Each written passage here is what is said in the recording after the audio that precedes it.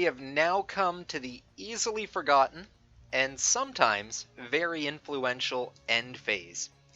Compared to our last post of the combat phase, this video is gonna seem fast. For the end phase, we're gonna want to pay particular attention to our mana pool's command terminals. In particular, any orders that we would have given our titans for that game turn. It's at this point that you're actually going to remove all of your active orders for your titans during that turn in preparation for your next game round. This will help you avoid any confusion of which titans you've issued orders to and which ones you haven't, as they'll all start off with a clean slate and no orders given.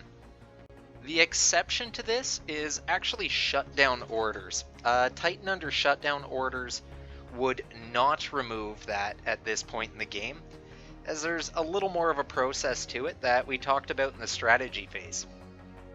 The next location we want to look at is all of our Titans' critical damage tracks. Now, critical damage occurs at multiple phases in the game. It doesn't all occur in the end phase, but you're going to want to take note of what critical damage each of your Titans currently has, as it'll have an impact on how you use your Titan in the next turn, and it may point out some damage that you're really going to want to focus your damage control phase on to get rid of, to allow you to get the most out of that activation in the upcoming game round. Fortunately for us, despite the multiple types of critical damage your Titan may be experiencing, there's actually only two that you're directly going to act out in the end phase, and that's a Reactor Leak or Stabilizers Damaged. Everything else is going to come into play in the phases of your next game round, but we'll take a look at these two now as they'll be playing out for this step.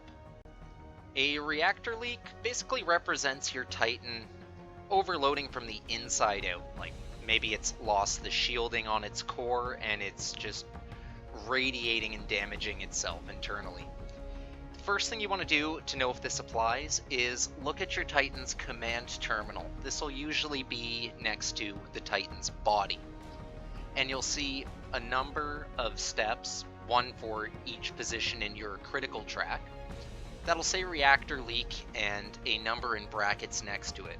The number next to it represents how many times you have to advance your Titan's reactor. In this case, we've got critical damage in the third position of our critical track, and our Titan's experiencing a Reactor Leak of 2 in the brackets, as well as a Void Shield Generator burnout. To act out the implications of this damage, you would just go to your Titan's Plasma Reactor track and advance it by the number of Reactor Leaks next to your current damage.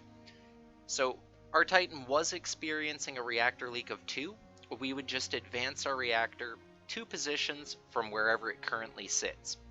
Now, if your Titan is already in the red position or last position of its reactor track, or doesn't have enough positions to fulfill the Reactor Leak, your Titan will actually max its reactor track, and then it would take a Strength 9 hit to its body, plus a d6 die for the total strength of that damage. Stabilizers Damaged is actually a form of critical damage that's quite a bit more scary than you'd think at face value. What's happening here is your Titan basically can't keep itself balanced and it's stumbling over a damaged leg. To represent this on the tabletop, your Titan in the end phase will just spin in a random direction, either left or right. Why this is scary, especially depending on the type of Titan, is because it's going to force you to push your reactor to make up for that turn. It's not the end of the world for something like a Warhound, because it's typically got plenty of turns to work with. On the flip side though, it has a very low capacity reactor. So if you find yourself pushing your reactor to make up for those turns, it's going to get hot pretty quick. This is even more of an issue with something like a Warlord Titan that only has one turn. Imagine you were lined up with your opponent and the stabilizer damage forced you to turn away from your opponent. Now, if your opponent moves, you're going to have to push your reactor to get your guns where you need them. Stabilizer damage can just totally derail your plans and really push your Titan hot in places you don't want to be. How this works on the tabletop, though, is in the end phase, you would just roll a d6 die. On a 1, 2, or a 3, your Titan would move 45 degrees to the left. And then on a 4, 5, and 6, your Titan would move 45 degrees to the right. Well, that was the end phase. This is a great step in Titanicus just to pause for a minute and really look at what just happened in your turn to prepare yourself for the next game round or turn. This will be things like what critical damage you really want to focus on getting rid of in your next damage control phase, or maybe have a quick think about what orders you want to do or how you want to move your mana pool around. It's a really good built-in step that kind of forces you to pause and assess, and it really clears the table and sets you up for your next round. I've only got one more video left to do for the Reactor's Hot playlist, and that's going to be on what a game turn looks like and the overall structure of the game, more or less how to put all these phases together.